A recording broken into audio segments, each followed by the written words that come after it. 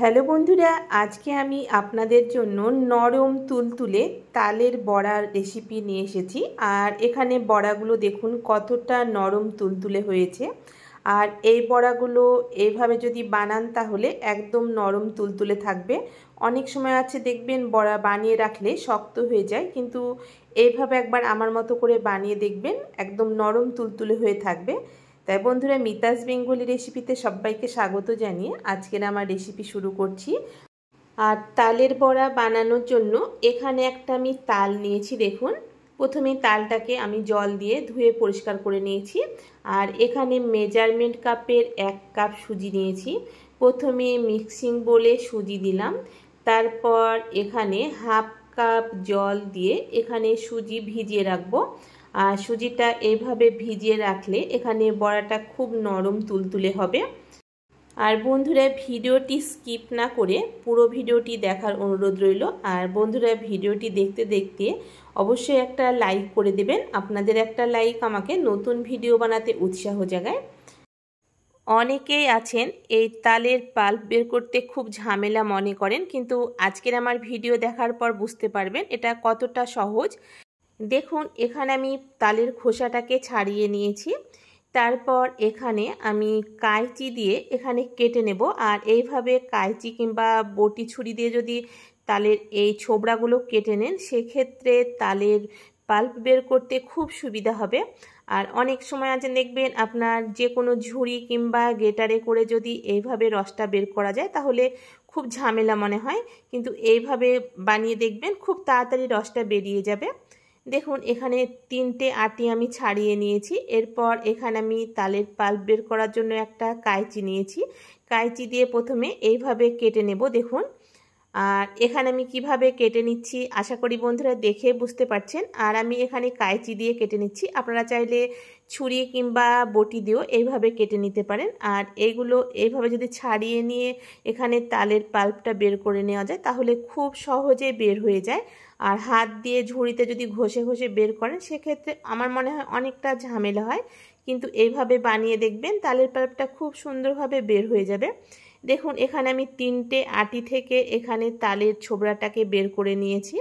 এরপর এখানে জল দিয়ে হাত দিয়ে এইভাবে চটকিয়ে চটকিয়ে রসটা বের করে নেব। আর এইভাবে একসঙ্গে জল দেবেন না, অল্প অল্প করে জল দিয়ে এখানে হাত দিয়ে চটকিয়ে রসটা বের করে নিতে হবে। আর বন্ধুরা, আমি সব সময় ঘরে থাকা উপকরণ দিয়ে খুব সহজভাবে রেসিপিগুলো বানিয়ে থাকি। তাই আমার রেসিপি যদি কোনো অংশে ভালো লেগে থাকে তাহলে বন্ধুরা অবশ্যই একটা লাইক দেবেন। আর আমার চ্যানেলে নতুন বন্ধু হয়ে থাকলে চ্যানেলটিকে সাবস্ক্রাইব করে আমার পাশে থাকার অনুরোধ রইল। আর যে সকল বন্ধুরা আমার চ্যানেলে অলরেডি সাবস্ক্রাইব করে পাশে আছেন সে সকল বন্ধুদের আমার তরফ থেকে অনেক অনেক ভালোবাসা থাকলো। দেখুন, এখানে একসঙ্গে জলটা দেব না, অল্প অল্প করে জল দিয়ে এখানে চটকে তালের পাল্প বের করে নিয়েছি। তারপর এইভাবে হাত দিয়ে চেপে এখানে আমি সমস্ত তালের পাল্পটা বের করে নিয়েছি। আর দেখে বুঝতে পারছেন এখানে তালের পাল্পটা বের করাটা কতটা সহজ।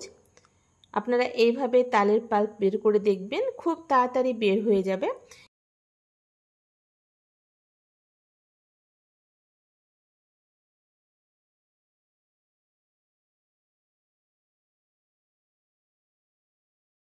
দেখুন বন্ধুরা, এখানে আমি হাত দিয়ে তালের যে বাদবাকি ছোবড়াগুলো আছে সেগুলো হাত দিয়ে বের করে নিয়েছি। তারপর একটা ছাকনাতে করে ছেঁকে নেব।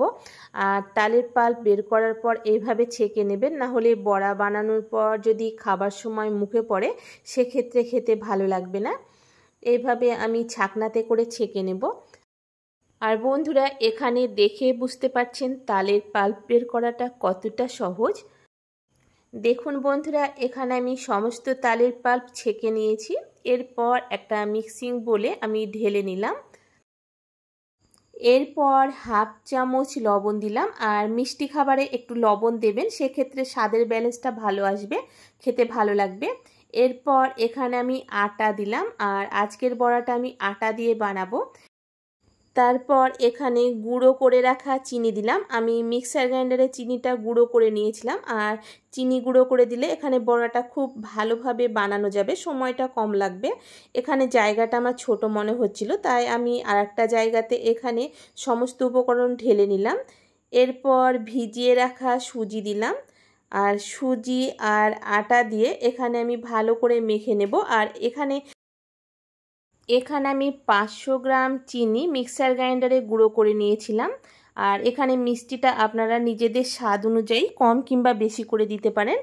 আর এখানে আটাটা একসঙ্গে দেব না, অল্প অল্প করে আটা দিয়ে এখানে মেখে নিতে হবে। আর আটার পরিমাণটা আপনারা নিজেরাই বুঝতে পারবেন যে এখানে কতটা পরিমাণ আটা লাগবে। এখানে অল্প অল্প করে আটা দিয়ে মিনিট 10 সময় নিয়ে আটা ভালো করে ফেটিয়ে নেব। আর যেহেতু আমি আটা দিয়ে বড়াটা বানাচ্ছি, তাই আটা সব সময় আমাদের ঘরে থাকে, তাই এইভাবে আটা দিয়ে বড়াগুলো বানাবেন, দেখবেন খুব নরম তুলতুলে হবে এবং অসংখ্য জালিদার হবে। আর এখানে আটা যত ভালো করে ফেটিয়ে নেব বড়া ততটাই সফট হবে। আর আটা আমাদের সবার কম বেশি বাড়িতে থাকে, তাই আটা দিয়ে বড়াটা বানালে বড়াটা খুব নরম তুলতুলে হবে। আর ঠিক এইরকম করে আটাটা মেখে নিতে হবে। দেখুন খুব ঘন হবে না এবং পাতলাও হবে না। আশা করি এখানে আটাটা কতটা ঘন রেখেছি আপনারা দেখেই বুঝতে পারলেন। আর বড়া ভাজবার জন্য আমি কড়াইতে বেশ খানিকটা তেল গরম করতে বসিয়েছি। তেলটা ভালো করে গরম করে নেবার পর গ্যাসের ফ্লেমটা মিডিয়াম হিটে রেখে এখানে বড়াগুলো ভেজে নেব। আর এখানে বড়াগুলো আমি মিডিয়াম আকারের বানাচ্ছি, আর আমার একটু মিডিয়াম আকারের বড়া দেখতে বেশি ভালো লাগে। আপনারা চাইলে এর চাইতে বড় করে বানিয়ে নিতে পারেন। আর যেহেতু এখানে আটাটা ভালো করে ফেটিয়ে নিয়েছি, তাই বড়াগুলো দেখুন তেলে ছাড়বার সঙ্গে সঙ্গে উপরে ভাজতে শুরু করেছে। তাই বন্ধুরা যত ভালো করে ফেটিয়ে নেবেন বড়া ততটাই সফট হবে। আর এখানে বড়াগুলো যেহেতু তেলে দেবার পর দেখুন অনেকটাই বড় হয়ে যাচ্ছে। আর এই সময় আমি গ্যাসের ফ্লেমটা মিডিয়াম হিটে রেখেছি, আর মিডিয়াম হিটে রেখে এখানে বড়াগুলো ভেজে নেব। দেখুন এখানে বড়াগুলো তেলের উপরে ভাজতে শুরু করেছে। এরপর মিনিট 5-6 পর আমি এইভাবে উল্টে পাল্টে দিয়ে আমি চারিধারটা বড়ার ভালো করে ভেজে নেব। আর এখানে বড়াগুলো বানানো দেখে বুঝতে পারছেন বন্ধুরা কতটা সহজ। তাই ঘরে যদি আটা আর তাল থেকে থাকে তাহলে বন্ধুরা দেরি না করে খুব তাড়াতাড়ি এইভাবে একবার বড়া বানিয়ে খেয়ে দেখুন, খেতে খুব ভালো লাগবে। আর এই সময় আমার গ্যাসের ফ্লেমটা মিডিয়াম হিটে রেখে বড়াগুলো ভেজে নেব।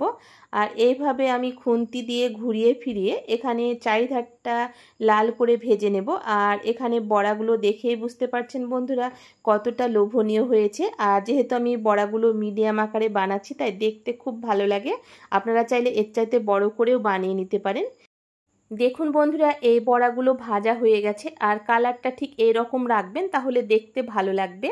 আর এখানে আমি একই রকমভাবে গ্যাসের ফ্লেমটা মিডিয়াম হিটে রেখে সব বড়াগুলো ভেজে নিয়েছি। আর এখানে বড়াগুলো দেখুন দেখতে কতটা সফট হয়েছে। আর এখানে আপনাদেরকে একটা বড়া ভেঙে দেখাচ্ছি, দেখুন কতটা জালিদার হয়েছে। আশা করি আমার আজকের এই সহজভাবে তালের বড়া বানানোর রেসিপি আপনাদের ভালো লেগেছে। আর ভালো লাগলে বন্ধুরা অবশ্যই একবার বাড়িতে বানিয়ে দেখতে পারেন। আশা করছি খুবই ভালো লাগবে। আজকের মতো এ পর্যন্ত বন্ধুরা, দেখা হচ্ছে পরবর্তী রেসিপিতে।